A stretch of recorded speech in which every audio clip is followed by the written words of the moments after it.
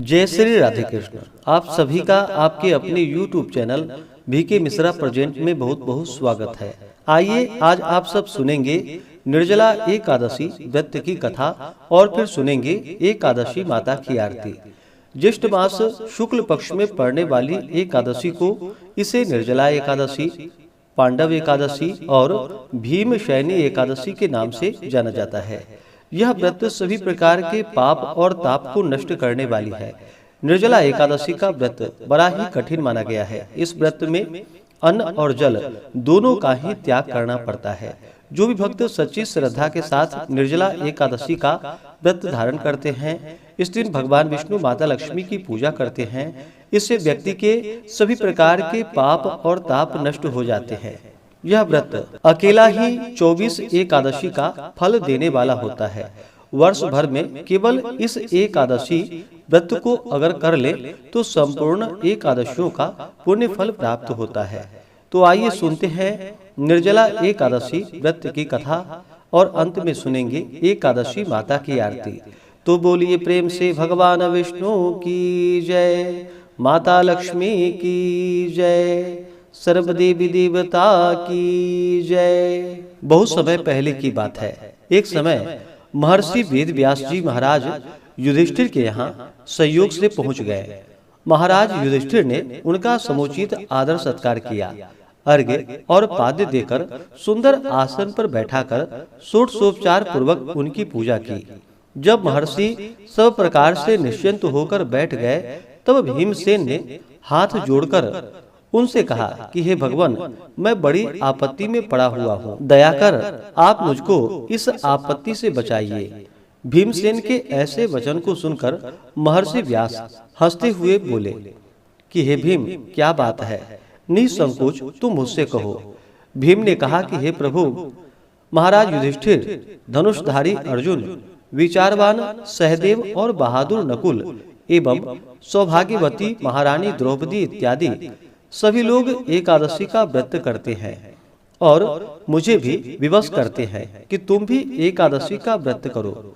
महाराज, आप तो जानते ही हैं कि भीमसेन का जीवन अन्न पर ही आश्रित है। एक दिन भोजन न करने की बात तो अत्यंत दुष्कर है। एक क्षण भी बिना खाए नहीं रह सकता। तब आप ही बतलाइए कि किस प्रकार यह मेरा धर्म संकट दूर हो। भीमसेन के ऐसे वचन को सुनकर व्यास जी ने कहा, मानव धर्म की संपूर्ण कथा मैं तुमको सुना चुका हूँ। साथ ही वैदिक धर्म की कथा भी तुम्हें सुना चुका हूँ और यह भी बतलाया और समझाया है कि कली काल में वे समस्त धर्म कार्य करना असंभव नहीं तो कठिन और दुष्कर तो जरूर है। अस्तु मानव जीवन के कल्याण के निमित्त मास मास की कृष्ण पक्ष एवं शुक्ल पक्ष की एकादशियों का व्रत अवश्य ही करनी चाहिए। बिना इन व्रतों को धारण किए प्राणी मात्र का कल्याण नहीं होता है। महर्षि व्यास के ऐसे वचन को सुनकर भीमसेन अपनी धर्म भीरुता के कारण बेत के समान कांपने लगे और अत्यंत ही भयभीत होकर बोले कि हे प्रभु, यह तो ठीक है, परंतु व्रत का रखना और भूखा रहना तो मुझे मृत्यु से बढ़कर है, सो भी हर महीने में 2 बार। हे भगवान, अब आप कोई ऐसा व्रत बतलाइए कि जिसमें ज्यों त्यों कर एक दिन भूखा रहकर ही मैं पापों से मुक्त हो जाऊं। भीमसेन के ऐसे वचन को सुनकर महर्षि वेद व्यास जी ने कहा, अच्छी बात है, मैं तुम्हें व्रत बतलाता हूँ, उसको करो। इस एक ही व्रत का पुण्यफल मास मास की समस्त एकादशियों से बढ़कर होगा। महर्षि के ऐसे वचन सुनकर भीमसेन प्रसन्न हो गए और हाथ जोड़कर कहा कि प्रभु, कहिए और शीघ्र कहिए कि वह कौन सा व्रत है। महर्षि जी ने कहा कि यह व्रत ज्येष्ठ मास के शुक्ल पक्ष की निर्जला एकादशी का है। तुम श्रद्धा भक्ति सहित दशमी को सोते समय भगवान को प्रणाम कर उनकी मानसिक पूजा करो और हाथ जोड़कर अपने मन में इस प्रकार संकल्प करो कि हे प्रभु, कल मैं ज्येष्ठ मास के शुक्ल पक्ष की निर्जला एकादशी का व्रत करूंगा। मुझे शक्ति दो, मैं अपने व्रत को पूर्ण कर सकूं। इस प्रकार प्रार्थना कर दूसरे दिन निर्जला एकादशी का दिन होगा। उस दिन बिना खाए पिए निराहार और निर्जल रहो। यहाँ तक कि आचमन इत्यादि में भी जल ग्रहण न करो। इस व्रत के प्रभाव से स्त्री हो अथवा पुरुष सभी के मंदराचल जैसे भीषण और महान पाप भी अवश्य ही नष्ट हो जाते हैं। इस व्रत में गोदान का बड़ा महत्व है, अर्थात गोदान अवश्य करनी चाहिए।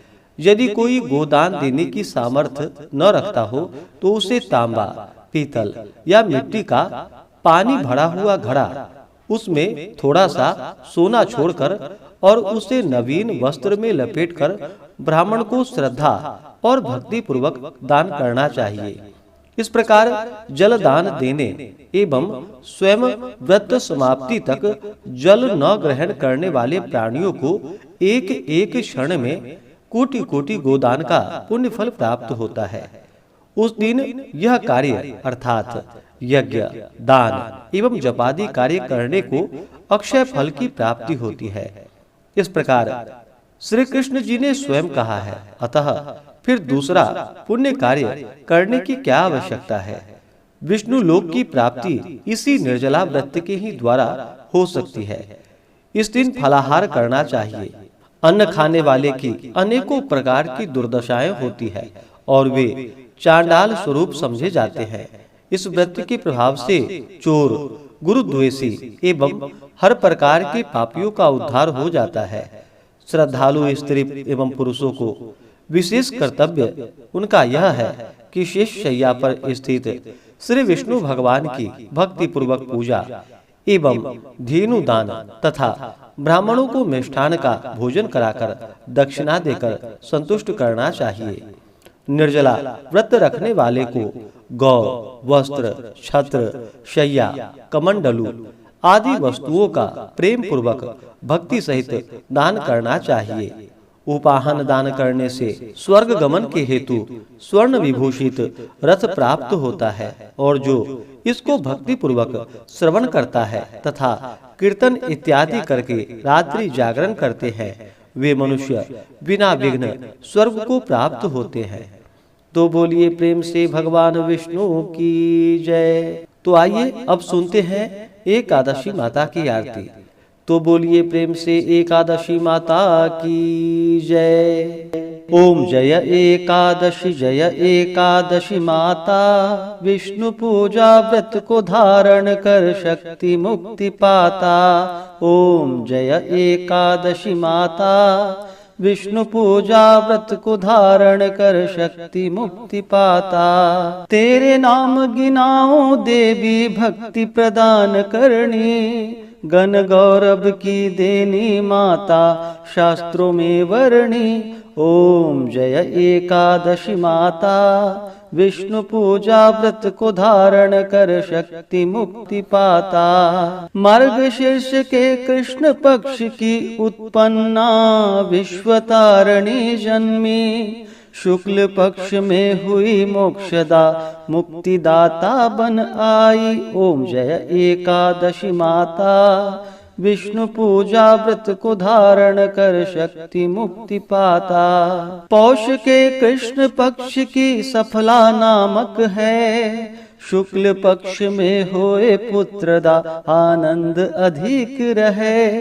ओम जय एकादशी माता, विष्णु पूजा व्रत को धारण कर शक्ति मुक्ति पाता। नाम षट तीला माघ मास में कृष्ण पक्ष आवे, शुक्ल पक्ष में जया कहावे विजय सदा पावे। ओम जय एकादशी माता, विष्णु पूजा व्रत को धारण कर शक्ति मुक्ति पाता। विजया फाल्गुन कृष्ण पक्ष में शुक्ला आमल की, पाप मोचिनी कृष्ण पक्ष में चैत्र महाबली की। ओम जय एकादशी माता, विष्णु पूजा व्रत को धारण कर शक्ति मुक्ति पाता। चैत्र शुक्ल में नाम कामदा धन देने वाली, नाम वरुथिनी कृष्ण पक्ष में वैशाख माह वाली।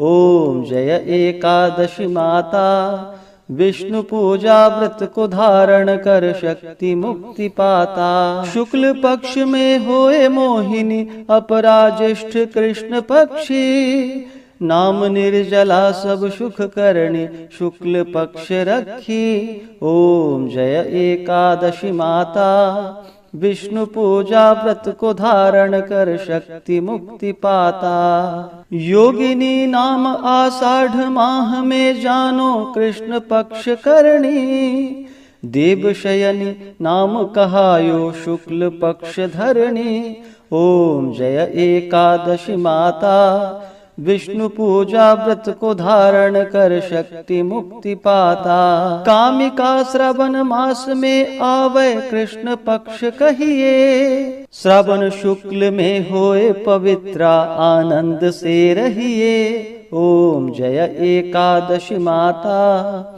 विष्णु पूजा व्रत को धारण कर शक्ति मुक्ति पाता। अजा भाद्रपद कृष्ण पक्ष की परिवर्तिनी शुक्ला, इंद्रा अश्विनी कृष्ण पक्ष में व्रत से भव सागर निकला। ओम जय एकादशी माता, विष्णु पूजा व्रत को धारण कर शक्ति मुक्ति पाता। पापांकुशा है शुक्ल पक्ष में आप हरणहारी, रमा मास कार्तिक में आवे सुखदायक भारी। ओम जय एकादशी माता, विष्णु पूजा व्रत को धारण कर शक्ति मुक्ति पाता। देवोत्थानी शुक्ल पक्ष की दुखनाशक मैया, पावन मास में करो विनती पार करो नैया। ओम जय एकादशी माता, विष्णु पूजा व्रत को धारण कर शक्ति मुक्ति पाता। परमा कृष्ण पक्ष में होती जन मंगल करणी, शुक्ल मास में होए पद्मिनी दुख दारिद्र हरणी। ओम जय एकादशी माता, विष्णु पूजा व्रत को धारण कर शक्ति मुक्ति पाता। जो कोई आरती एकादशी की भक्ति सहित गावे, जन गुरुदिता स्वर्ग कवासा निश्चय ही पावे। ओम जय एकादशी माता, विष्णु पूजा व्रत को धारण कर शक्ति मुक्ति पाता। ओम जय एकादशी माता, विष्णु पूजा व्रत को धारण कर शक्ति मुक्ति पाता। हाँ, शक्ति मुक्ति पाता। तो बोलिए प्रेम से एकादशी माता की जय, भगवान विष्णु की जय, माता लक्ष्मी की जय, सर्व देवी देवता की जय। तो आशा करता हूँ कि यह कथा और आरती आपको अच्छा लगा हो। इसी प्रकार से ज्ञानवर्धक जानकारियाँ प्राप्त करते रहने के लिए, व्रत पूजा के बारे में जानने के लिए, कथा को सुनने के लिए चैनल पे अगर आप पहली बार आए हैं तो चैनल को लाल बटन दबा करके सब्सक्राइब करें, साथ में बेल आइकन घंटी को दबाएं ताकि आने वाली वीडियो का नोटिफिकेशन आपको समय से मिलता रहे। वीडियो को लाइक करें, शेयर करें। सुखी रहें और स्वस्थ रहें। जय श्री राधे कृष्ण। धन्यवाद।